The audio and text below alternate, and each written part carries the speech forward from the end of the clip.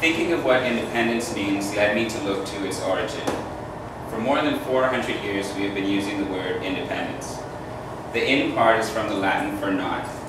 Dependence also comes from Latin and means to hang from or hang down, and shares relatives with the word pendant, which makes sense since pendants also hang from or down. Generally, when we hear the word independence, it means something awesome. A declaration that our destinies do not hang on things outside of our control.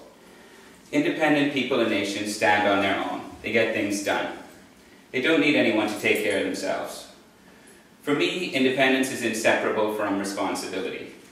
It also tends to bring words like consequences, isolation, and regret. To me, independence can only exist when there are choices. To be independent is to make choices that only you can make, answering questions only you can answer, and accepting the consequences, hopefully good. My story of independence is about Tigger. Not the bouncy, trouncy, flouncy Tigger of Winnie the Pooh, but my dog Tigger. Tigger was a mostly Labrador potcake and probably the most gentle dog I've been lucky enough to meet. If you've ever given a treat to a dog, then you have probably seen the way they struggle to grab it without biting your fingers. Many give up and snatch, but Tigger struggled more than most. If he was not able to gently reach and offer a treat, he would refuse to take it and instead motion to the floor. He much preferred eating from the ground to snatching. Tigger also loved kittens and cats and never so much as growled when they jumped on his head or nibbled his ears.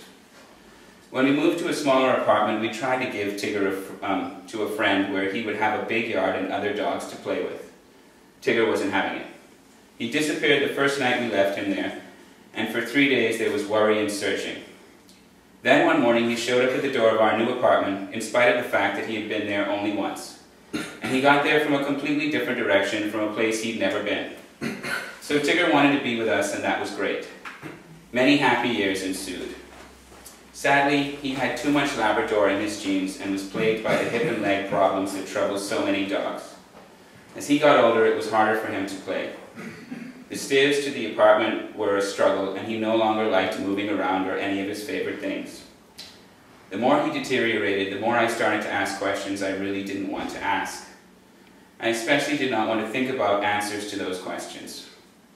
After a few trips to the vet, it was clear that he was only going to get worse and was in constant, ever-increasing pain. The questions soon refused to be ignored. No one else wanted to be there when the time came. Thankfully, the vet was willing to come to the house. Tigger knew something was wrong immediately. I assume he picked up on those subtle changes we humans see but process in the background.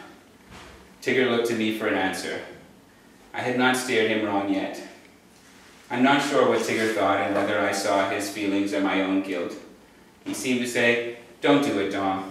Don't betray me like this." I nodded to the vet to go ahead as I hugged him tightly, laying next to him on the floor. I felt his life fade from me, his furry mass now a carcass. The vet left and I turned to face the task ahead. Carrying his heavy body downstairs, I tried not to think.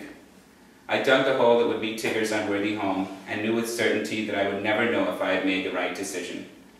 No matter what I told myself, I would never forget the way he had looked at me, or that I had killed one of my best friends. So when I think of independence, I don't think of confidently striding through life, sure that I can conquer any challenge. I think of decisions I wish I could forget. I think of my childhood and how much I dreamt of being strong. And then I remember that everything has a price. Like many of us, I treasure my independence, but I often prefer to be less so.